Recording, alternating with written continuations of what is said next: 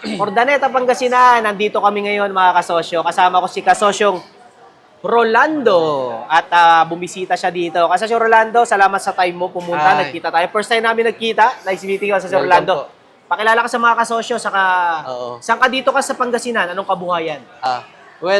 Magandang araw sa inyo mga kasosyo. Ako nga pala si Rolando Bautista from Pusorobio, Pangasinan. Ang business po namin is agri-supply. Kami yung nagsusupply, nagtitinda ng mga lahat ng kahayupan. Sabi nila, pagkain ng hayop. Oo, mga pets, ganyan. Tsaka sa mga farmers. Lalo-lalo ng mga sabungero out there. Marami ako mga suki, mga sabungero, kasosyo. Oo. Kasi, poultry supply o kaya farm supply. Oo. So, mostly, dun sa barangay namin, marami nagsasabong. Yun ang puntahan nila, yung store namin. Okay. Oo. Kaya, pero hindi ko na kwento sa'yo kasosyong Arvin. Opo. Before pandemic, napapanood na kita eh. Before pandemic, nagga-grab ako sa Maynila. Grab. Grab. Oo, kami yung Kotse. Oo. Kotse. Kotse, Yes, grab car. Oo, grab car. Kami yung mga nauna dati, wala pang grab, nag-Uber pa noon dati. Yes. Ay, nabutan mo yun. Inabutan natin Yun yung mga yumaman eh, yung mga unang nag-Uber, di ba? Kasi malalaking incentive eh. Malaki. Nung time na yon. Oo. Pero mas lumaki kasosyo nung pumasok si Grab. Kasi may competition na eh. Nagkalaban. Oo, may Kaso, competition nawala yung Uber, Oo. naging Grab na lang. Oo. Doon nagsimula mawala yung incentive. Correct. Oo. Matalino nga to si Uber eh. Iniwanan yung, sabi ko sayang. Kaya Pero, yung driver, hindi na nagka-incentive ng malaki. wala na, solon-solon Wala nang na kalaban ni- eh. solon So na inabot mo pala yung time na yon. Eh, paano ka nakasimula dito sa Agri, kasosyong Rolando? At bakit ka, ano yun, wala nang pera sa Grab? Kaya uwi na lang ako ng Pangasinan, doon na lang ako. Ganun ba nangyari? Anong Oo. storya mo doon? Actually, yun nga, tama yun sabi mo, kasosyong Arvin. Palibhas sa pandemic, lockdown lahat, bawal lumabas. Tapos, si President Duterte parang sina-challenge niya yung mga magsiuwian muna sa mga kanya-kanyang probinsya Okay, para opo. ma-declutter yung So, yun nga ang ginawa namin. Umuwi muna kami dito. Taga dito talaga ako. Pangasinan. Pusorobio, Pangasinan. Oo. Since high school, nag-Maynila na ako. Tapos, kung hindi pa nga magpa-pandemic, Hindi ka hindi uwi. pa ako makakauwi. So ang buong plano mo ay Maynila ka maghahanap buhay. Nag-abroad din kami, mag-asawa, dati. Kung sa pinuntahan mo, nag-Dubai din kami dati. Oo. Okay. Tapos umuwi na ng Maynila, nag-Grab. Yung Grab, Pandemic, umuwi dito. Ito na. Pag uwi nyo ba sa Pangasinan, may plano na mag-agribusiness Wala, kayo? wala O pa, ano nang kasosyo. istorya nun? Andito na kayo? O ano nangyari? Oo, wala pa kasosyo. Patuloy pa rin nanonood ako doon sa mga kasi ako nakikurious ako doon sa mga pinagsasabi mo, stars on what you have. Tapos yung mahilig kasi ako sa mga hayop nung time na yun. So ang ginawa ko, imbis na maboring ako, nag-alaga ako ng hayop nung nandito kami. Lockdown pa lahat noon. Okay. Hayop, pakain, manok, ganyan. Mga malalaking manok, mga hybrid, mga Rhode Island, mga ganon. Mga Sa'yo lang yan, ha? Pang personal, personal lang, Ah, alaga ko lang para lang hindi maboring. libangan. Oo. Napansin ko, kasosyo, nahihirapan akong bumili ng mga patukaan nila kasi ang dami mga kailangan mga permit bago makalabas makapunta ng bayan. Okay, so nakakita ka ng problema. Sabi ko, kaya bumili na lang ako ng marami. Sabi ko, stock ko dito para hindi ako Bili ng hindi bili. ako bili ng bili. Yun ang katwiran ko pa noon eh. Tapos nung kaya damihan ko pa lalo. Mag-display lang ako dito. At least kung may bibili, di may bumili. Pag wala, di okay lang.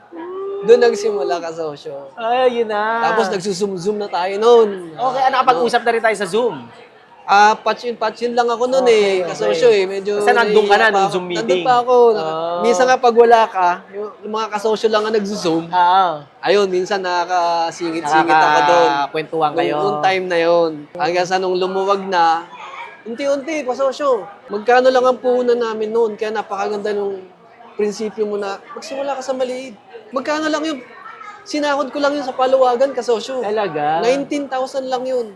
Nice. Yun yung binili nyo ng feeds. Yung pinabili ko ng feeds. Blessing pa, meron pa kaming kasama karatig barangay na may pwesto mismo dyan sa may Manawag. Malapit Manawag. lang kasi kami sa Manawag eh. At tuwing hapon, doon siya dumadaan sa amin, Opo. sa bahay namin. Kasi yung store namin, hindi mismo sa bayan eh, sa barangay siya. Sabi ko, sir, baka po pwede namang sa'yo na lang ako kumuha lahat ng mga product na kailangan ko. Okay. Hindi, ang daming order no? Para naging business to business ng... Ang laking tulong ng ginawa niya sa akin. Shout out kay Simon Agri Supply. Ayun yun. Sa kanya yun. So, ikaw na naging supplier niya. Hindi, siya nag-supply sa akin nung time na yun. Oo, supplier mo siya. Supplier ko siya. And then, yung sinabi niyang, ikaw naman mag-supply sa kanya, ganun ba? May store kasi siya na established na yan sa Manawag. So lahat ng kailangan ko nasa kanya. So sa kanya ako kumukuha. Sa kanya ako kumukuha ng product ko paunti-unti. Okay, opo. Paunti-unti. Minsan napapahiram niya. Na-postpaid na. Postpaid na. Tapos nung lumuwag na kasosyo, lumuwag na, ang dami nang dumadaan sa aking mga supplier. Kasi along the way. So nakakakuha, nabibigyan na nila ako ng magandang presyo. Babagsakan ka na nila. Sila na nagbabagsak sa akin. Pero kay Sir Simon, kumukuha pa rin ako sa kanya. Nice. Magkaibigan pa rin kami, kasama kami sa church. Kumbaga siya yung unang naging supplier mo. Oo. Siya yung unang naging supplier ko na naging kaibigan ko na ngayon. Mabuti kang tao kasi si Rolando kasi hindi mo nakakalimutan yung mga unang nakasama mo, nakatulungan ba? Oo. Kasi nabanggit mo pa si Sir Simon eh. Number 1 yan. Kaya pagka may nagtatanong sa akin, anong negosyo mo? Lagi ko nasasama siya. Oo, sabi alam mong tumanaw ng utang na loob. Oo, kasosyo. Importante 'yon. Masarap sa pakiramdam yung may... Mga unang nagtiwala. Kaya ngayon, sabi nga is binabalik ko lang din. May mga ibang customer din sa akin na pumupunta dyan sa store. Kasi kahit pa paano naka-establish na rin siya ngayon. Unang store pa lang siya. Ganun naman ginagawa. Nakikiusap din sa akin kung pwede ko siyang supplyan. Opo. Ganyan. So, ganun din ginagawa ko. Ikaw naman natulong sa kanila. Ako naman tumutulong sa kanila. Tapos, ayun, hanggang sa lumaki na. Pero tulad nga ng sabi mo doon sa mga vlog mo, commodity kasi, yung business kasi namin, commodity. Talagang gumawa ka ng paraan para makaalis ka kahit konti doon sa, kasi lahat price war eh. Papatayan sa presyo. Oo. Kaya, kami, nag-brainstorming kami ni Mrs. kung anong magandang formulate, katulad ng feeds, kasi sobrang dami na ng feeds. Yes. Sa mga gamot naman, masyadong mahal magpaano. Kaya, matutumbok mo din yan tulad nga ng sabi mo. Tama na yung tanong. Correct yun mga kasosyo Pag pumasok ka sa isang industriya o negosyo, kikita-kita, eventually, magkakaroon ka na ng price war. Okay. Darating ka sa moment na yon. Nandun na si kasosyong Rolando. Pero, hindi mo isasara yung business mo. Mag-iisip ka ng pang-level up. Anong pwedeng i-inventong bagong product? Tulad mo, gawa ba tayo ng sariling feeds? Gawa ba tayo ng sariling gamot? Gawa ba tayo ng ganito? Oo. Matutumbok nyo rin yun. Basta tama ang tanong, mahahanap ang sagot. Correct. So, dali kayo dyan, kasosyong Rolando. Nasa agribusiness kayo. It takes time na lang bago mo ma-figure out ano yung bago yung sariling product. Na kayo na ang magmamanufacture at magsusupply. Correct. It takes time na lang yun. Takes time. Basta tinanong mo ng paulit-ulit, lalabas ang sagot. At syempre, pagdasal. Kasi sa Rolando, ito tanong sa'yo. Nasa mundo ka ng agri, di ba? Agri yan eh. Anong nakikita mong isang problem dyan sa mundo ng agri na alam mong problema to, na alam mo rin sa sarili mo na given enough influence and capital sa future, kaya nyong masolve. Mako-contribute nyo sa industriya ng agri. Ano yung insight mo about doon? Actually, napakaganda ng tanong mo, kasosyo. Yun yung madalas na dinadaing ng mga hog raiser, mga farmer. Kasi nga, every year, pagka ganitong tag-ulan na, ang daming peste naglalabasan. So, ang laki ng puhunan kasi sa pag-aalaga ng baboy, which is yun yung ginagawan paraan ng gobyerno na makakuha ng vaccine dun sa ASF kasi yung disease, sakit na tumitira sa mga baboy is yung ASF, foot and mouth disease na kailangang masolusyonan, which is vaccine. Yun nga lang, ewan ko bakit hindi pa makakuha ng vaccine. Katulad na meron ng mga ibang vaccine sa ibang bansa. Dadali na lang dito. Tayo, madami na silang ginawang trial dyan sa may Batangas hindi naman ata masyado successful. Kasi ang farmer, bibilin at bibilin niya eh. Siyempre, mamamatay yung mga baboy eh. Oo. Bibilin at bibilin niya yun para lang mayroon siyang kabuhayan. Yes. Para makapag-produce siya ng maraming. Alam mo naman, mga Pilipino matatakaw sa baboy. Opo, naman. Kaya ngayon, ang mahal ang presyo ng baboy. Eh, isang kasosyo natin, si kasosyong litsunan yung sa kanya. Kasosyong Luis. Ang layo pa ng binukuha niya ng baboy. Nagkakwentuhan kayo kanina. Kanina, Kasosyo kasosyo. Luis. Oo. Kaya, isa lang yun. Pero marami pa, katulad Marami ng sabi pa. mo. Katulad ng sabi mo, kasosyo.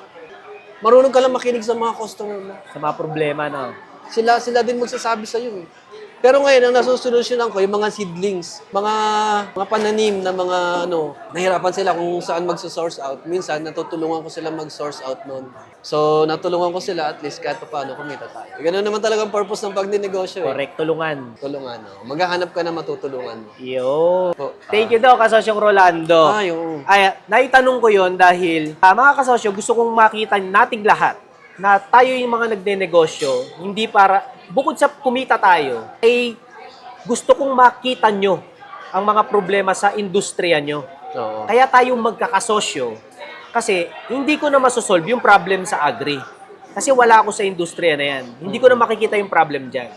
Sa ibang industriya, dun ako. Kayo naman sa iba. Tulad ni Kasosyong Rolando, sa agribusiness. Sa agri, napakadami pang problema dyan. Luwang yan. Di ba, napakaraming problem yan. Oo. Entrepreneur lang ang kayang mag-solve ng problem. Hindi politician, hindi kung anuman. Isang entrepreneur lang ang kayang mag-solve ng problema kahit walang pera. Tayo yun, mga kasosyo. At masaya ako, Kasosyong Rolando, na makakilala kayo. Oo. Kasi hindi man sa ngayon, pero darating ang panahon na may influence na tayo to solve yung mga simpleng problema lang na hindi tinututukan.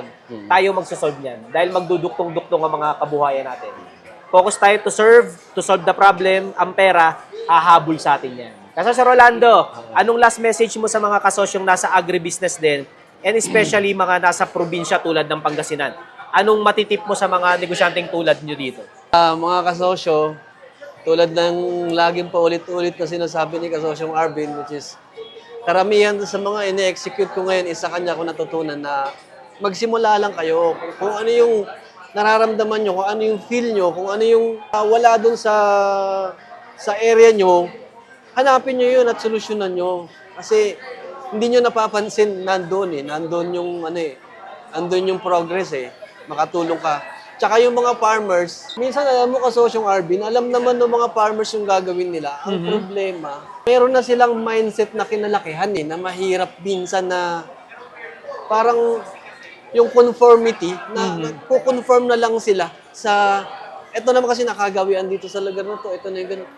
Minsan ang hirap nilang i-challenge Sa example, yung pag inom-inom tuwing hapon, kagawa ng mga Pilipino, pwede mo namang hindi gawin yun Tanghali ka uminom kaya sa umaga, pero ba't hapon? Sabi ganun.